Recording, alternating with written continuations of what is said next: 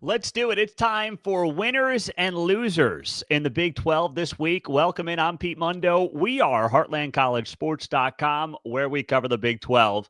And I will want your input during the show. First off, let us know where you're watching from. We like to give those shout outs throughout the shows.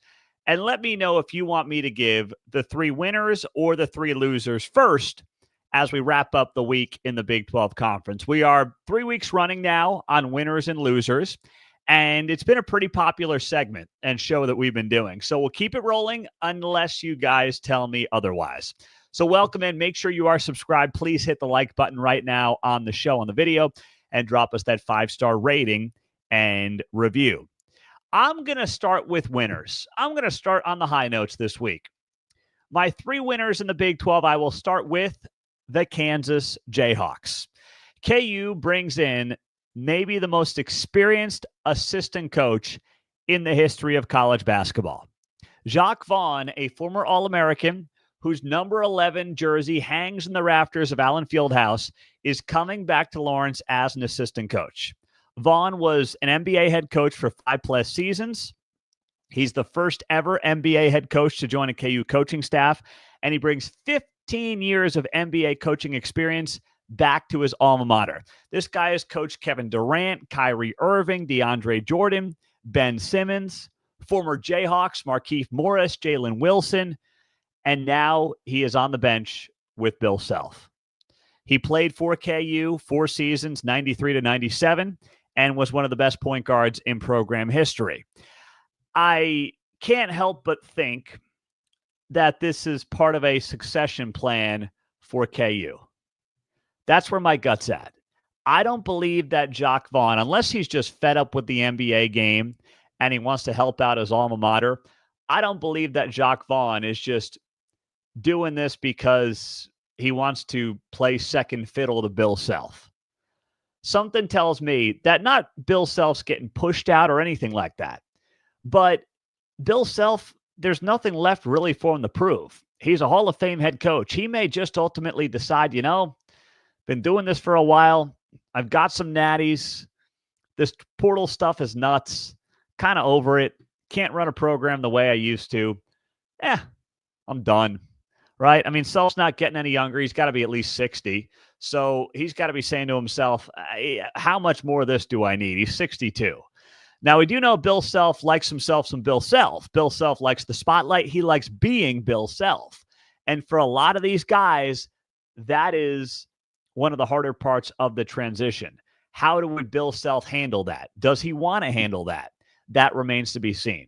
But you could not have gotten a better assistant coach than what KU got with Jacques Vaughn coming into the staff this week. This had been reported for a while, but now this guy's here. Big time for KU. Great get. And to me, it's a sign of the future for KU basketball. Meantime, I'll give you my second winner of the week, and that would be the Houston Cougars. Kelvin Sampson signing an extension. He's not going anywhere after getting to a national championship. A new 4-year contract that'll make him one of the highest paid coaches in college basketball. The exact terms have not been disclosed, but the contract is going to be right up in the country. And this is a guy who is, speaking of age, 69 years old, and says, you know what? I'm going to keep rolling. I'm having a good time. So I'm not going to give this thing up right now. And even though his son is there as the coach in waiting, Kelvin Sampson tasted that national championship this past April. And it's not easy to get back there. It never is. It's arguably harder in this sport than any other because of the one-and-done mentality of March Madness. But Kelvin Sampson may be saying to himself, you know what? I got 3-4 years in me. I'm 69. I'm a lifer.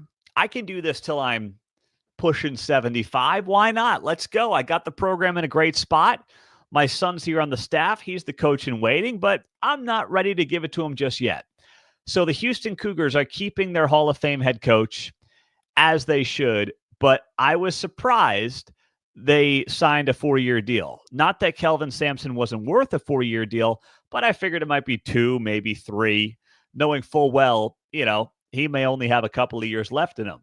4 years, not that he has to work all 4 years, but it does tell me, and it sends a sign to not just Houston fans, alumni base, but all of college basketball, that if you thought Kelvin Sampson was like going to take that national runner-up and maybe, serve one more year and sail off into the sunset, that's at least, as of right now, not the vibe he's given off by any stretch of the imagination. So congratulations, Houston. You've got your star head coach there.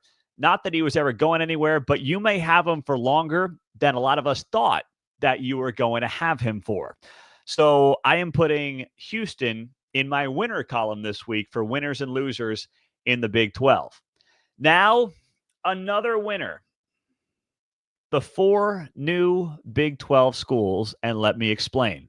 Arizona, Arizona State, Colorado, and Utah. And you can throw BYU into this as well. The teams out west are my winners this week. Why? The Big 12 announced the baseball tournament is moving to Surprise, Arizona starting next year. This is a great move. It makes all the sense in the world to get this tournament out of Arlington, Texas. I know it's in their backyard, but the Big 12 baseball tournament's going on right now. The crowds do not make that place look impressive. It's a Major League Stadium. You don't need that. It looks cavernous. It has no feel. It doesn't have any juice. And it's because they're in too big of a stadium. I understand why they want to be there. It's indoors. There are no weather issues. It's cool. No thunderstorm delays. It makes sense. But the venue stinks. This is a chance to use your larger geographical footprint and go out to Arizona and appease some of our Western friends and Western followers who, want some championships closer to them. And I get it. Now, I wouldn't move the football championship out of Arlington. I wouldn't move the basketball championship out of Kansas City. I get it. But you use some of these secondary sports to spread the wealth. And the Big 12 baseball tournament in Surprise, Arizona, where the Royals play, ironically enough, can be a great spot and will be a great spot. It'll be more intimate. It'll have a great feel, a much better feel, a college feel to it than what currently exists down at Globe Life Field. And, for those of you who want to catch some great Big 12 baseball, if you're out west, if you're obviously in Phoenix, you're right down the road. But even if you're in Denver, if you're in Salt Lake City, if you're anywhere out west and you're a Big 12 fan, this is a great spot for you. This is an olive branch to our teams out west to say, hey, guys, come on in. We're moving some stuff in your direction. This is the perfect fit and the perfect venue to put in that location. So I am really happy that the Big 12 made this call and made this decision to move the Big 12 baseball tournament out to Surprise. And it's not like Oklahoma City. The softball tournaments in Oklahoma City, great venue, great vibe, great scene. But you get those spring thunderstorms in Oklahoma, and we all know what happens, right? You got weather delays, you got lightning, you got thunder, you got, God forbid, tornadoes. Like, you got problems. So if you're going to be outdoors, you're now going to Arizona where they get like 3 days of rain a year. I'm exaggerating. You get the point. It'll be just fine. You're not going to deal with weather delays like you sometimes do in the Big 12 softball tournament. So this is a fantastic win for the Big 12. And congratulations if you're out west. And I'm glad that you are here on the show as well. Make sure that you are subscribed, by the way, right here on Heartland College Sports, on Apple, on Spotify, and also on YouTube. Thank you guys so much for doing that and for being a part of the show. Now, we do have to get to our losers from this week in the Big 12 Conference. But before we do that, let me shout out some of those small towns. We got Baldwin City, Kansas in the house. Hello, Baldwin City. Home to Baker University, the state's oldest 4-year institution, somewhat down the road from where I'm at in the Kansas City area. So hello, Baldwin City. Only about 5,000 people, so shout out there. I love the small town shout outs. Those are our favorite here on Heartland College Sports. But this one takes the cake. Wheeler, Texas. Wheeler County, eastern border of the Texas Panhandle. I know Wheeler, Texas quite well. I used to work, for those of you that know, in Woodward, Oklahoma, which is northwest Oklahoma. And we did some high school football in the Panhandle. We did, let me see, where do we do? We did games in Perryton, Booker, Follette, Canadian, Texas. They were really good about 15 years ago. I don't know if they're still really good, but Canadian, Texas had great high school football when I was there about 15 years ago. They were, I think, the lowest level of 11-man football in Texas. And yeah, Wheeler, Texas, out there in Wheeler County. Oh man, that is God's country out there. So Kent, appreciate you being here from Wheeler, Texas, my man. Keep those small towns coming on the show. And we appreciate you guys, as always, joining us on Heartland College Sports and sharing the show as well. We're growing in the small towns and the big cities and everywhere in between across Big 12 country. So glad you're here on Heartland College Sports. So let's get to the losers now from the week. What do you say? At the top of the list, we have to go with BYU quarterback Jake Retzlaff, right? He's got to be a loser this week. A Utah woman has alleged that the BYU starting quarterback raped, strangled, and bit her, and that she was encouraged by Provo police to not do anything after reporting it, according to a lawsuit filed Wednesday in state court. Now, I am not making Jake Retzlaff a loser because I'm saying the woman is right. That's not why I'm putting him in the column, okay? I don't know what happened. I am not going to litigate it on this show. I have no interest in doing it. It's a he said, she said right now. Of course, Jake Retzlaff has an attorney who said in a statement that his client is factually innocent, and we look forward to proving that innocence. We all should have learned this, for some the hard way, but there have been too many cases, if you want to go all the way back to Duke lacrosse, you can, where false accusations were treated as total fact out of the gates, and we don't play that game here. I'm not picking a side. I'm waiting for the facts. I don't do the, believe all women stuff. I'm sorry, I don't. I have 3 daughters. I love them to death. I don't believe people because of their gender. Now, I would believe my own daughters because they're my daughters. They're my family. But I don't believe anybody simply because of their gender. So I don't know what happened here. But the fact that Jake Retzlaff is dealing with this lawsuit is obviously bad enough. And obviously you have the BYU angle as well. You have the code of conduct angle with that university that is obviously unique to BYU. There have been conversations on our forums from some BYU fans who are obviously, I don't want to say in the know on the situation, but know a lot about the code of conduct and how there are major problems here potentially for Jake Retzlaff, whether the accusations are true or not. And then it's going to be a whole thing of, is BYU treating a star athlete and the starting quarterback differently from maybe other people at the school? All of that makes this even messier right now for BYU. So that's why you have to put Jake Retzlaff in the loser column this week, the BYU starting quarterback who has now been accused of rape and strangulation by a Utah woman. And the other thing, of course, that's also in the mix here is that she alleges she was encouraged by Provo police to not do anything about it after reporting it. The school said in a statement, the university takes any allegation very seriously, following all processes and guidelines mandated by Title IX. Due to federal and university privacy laws and practices for students, the university will not be able to provide any additional comment. And that's where this thing stands right now. And this stems back to the fall of 2023. So we're going to have to wait and obviously follow this and just see what happens. But a total mess for BYU and for obviously Jake Retzlaff. Our second loser of the week is the Big 12 and the college football playoff. because the college football playoff announced on Thursday it's going to straight seeding in the college football playoff. I understand why the Big 12 has. I do. I think it's probably a fairer way to do it.